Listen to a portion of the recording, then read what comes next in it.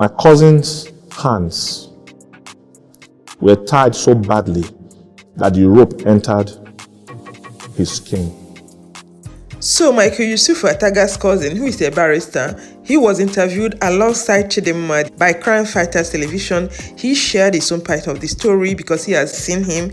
He revealed a lot of things. While Chidinma, on the other hand, is looking like a hot male, well composed, everything on point. Is she really in detention? I doubt. Interesting. Hi guys, you're watching Mchikky series. If you're a returning subscriber, thank you for your support. I quite appreciate that. It's good to have you around again. And if you're new to this channel, well, thank you for clicking on this video. Make yourself comfortable as we get right into this video. Also hit that red subscribe button and turn your notification bell on. That way you get our latest updates.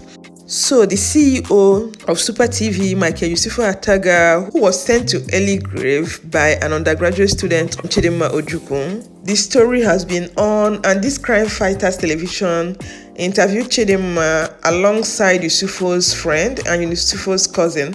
And the lady also said that they interviewed that her father. You know, before Chidinma said Mr. Ojukwu is her father, but now she has changed again that Mr. Ojukwu is her adopted father. So the man agreed to interview but behind the camera. So I don't know, it's high time they interviewed that guy, because I believe that he will also know more about what is happening, how Chidinma lived her life and all the mysteries surrounding her life. But for the benefit of this video, I will only talk about Usifo's cousin because he revealed a lot of things. He saw the extent of damage they did, and the family is still saying that Chidinma on her own wouldn't have done the whole thing, like tying and the way they stabbed the guy, the particular side that they knifed. And for them knowing the right place to stab also shows that somebody who is well experienced was among the people who came for the acts.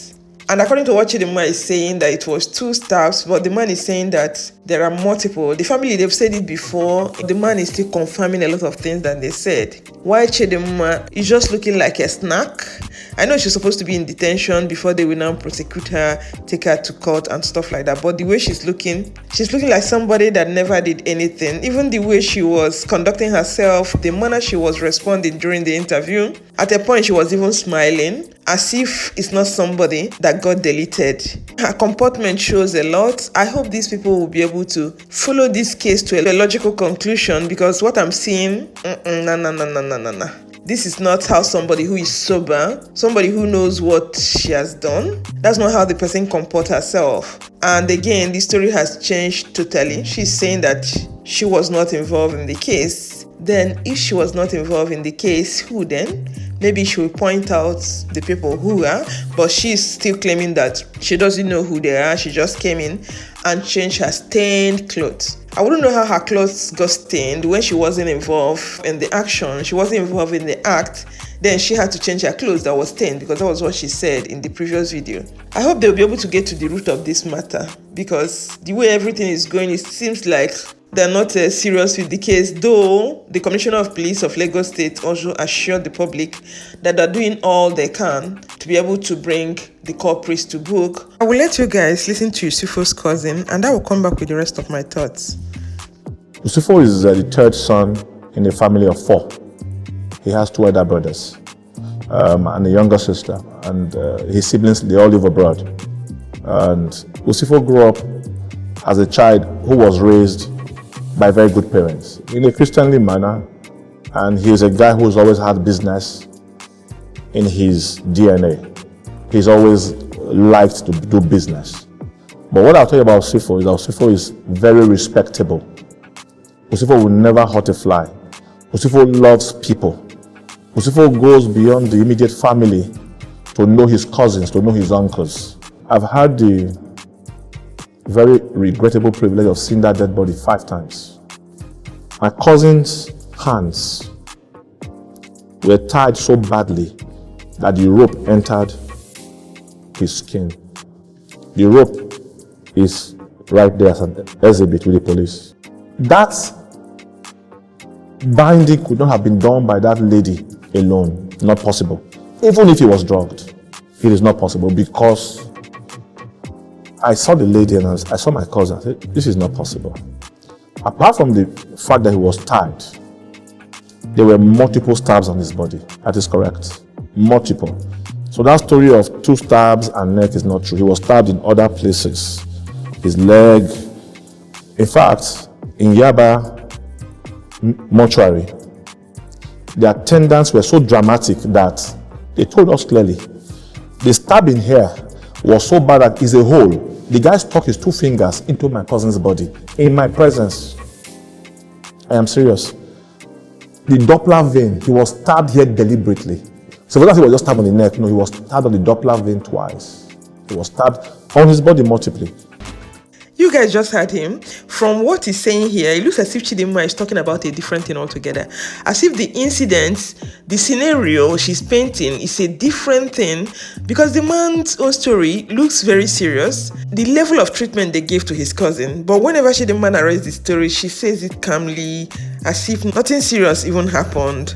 Nobody lost his life from that incident. She was able to take down a full-grown man like that, not just a full-grown man, but a man who is an amateur boxer. But Chidinma in question, the way she's comporting herself, I think they need to take her for psychological evaluation first, so that they can continue with this interview. I don't know why they keep granting interviews, and most of her stories are not well coordinated.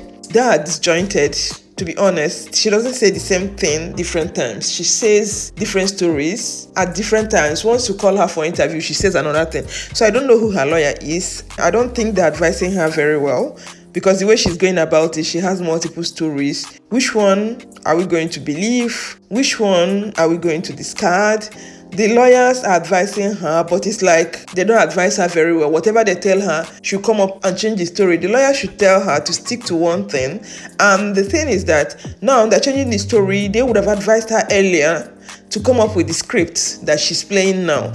Because the script she's playing now, she's saying that she's not a culprit, that she's not involved, that she's not guilty.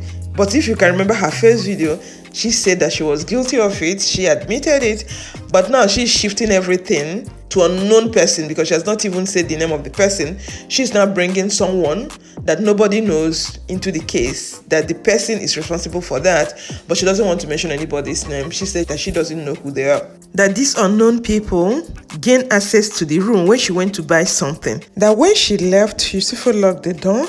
On getting back, the door was open. That was when she saw that the sheets were scattered, everywhere was in disarray. She changed her stained clothes and ran away from the apartment.